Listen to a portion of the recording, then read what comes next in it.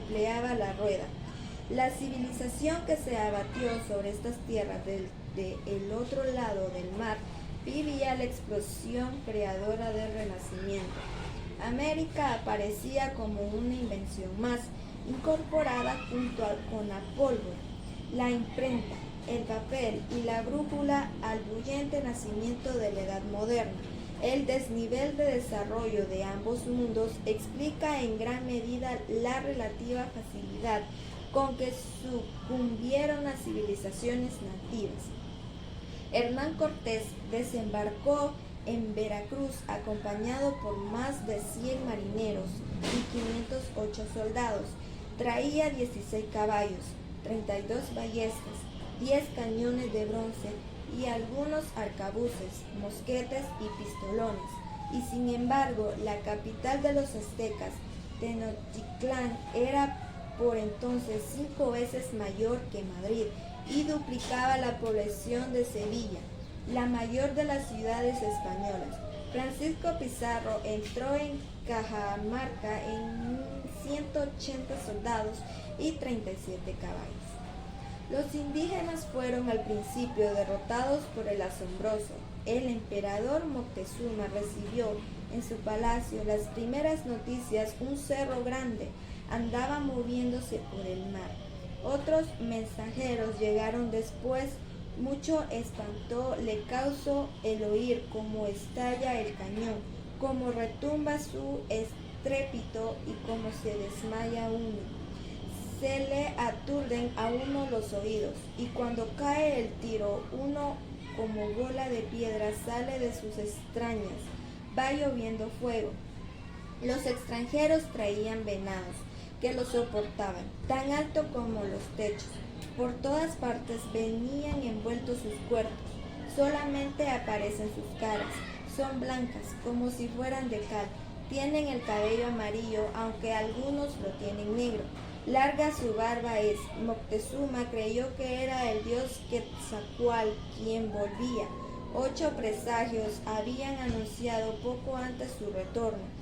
Los cazadores le habían traído un ave que tenía en la cabeza una diadema redonda con la forma de un espejo, donde se reflejaba el cielo con el sol hacia el poniente. En ese espejo Moctezuma vio marchar sobre México los escuadrones de los guerreros. El dios Quetzalcóatl había venido por el este y por el este se había ido. Era blanco y barbudo. También blanco y barbudo era Huitzilopochtli, el dios bisexual de los incas, y el oriente era la cuna de los antepasados heroicos de las mayas. Los dioses vengativos que ahora regresaban para saltar cuentas con sus pueblos traían armaduras y cotas de malla, lustrosos caparazones que volvían los dardos y las piedras. Sus armas despedían rayos mortíferos y oscurecían la atmósfera con humos inexpirables. Los conquistadores practicaban también con habilidad política la técnica de la traición y la intriga. Supieron explorar, por ejemplo, el rencor de los pueblos sometidos al dominio imperial de los aztecas y las divisiones que desgarraban el poder de los incas. Los tlaxcaltecas fueron aliados de Cortés y Pizarro uno en su provecho. La guerra entre los herederos del imperio incaico, Huáscar y Atahualpa, los hermanos enemigos.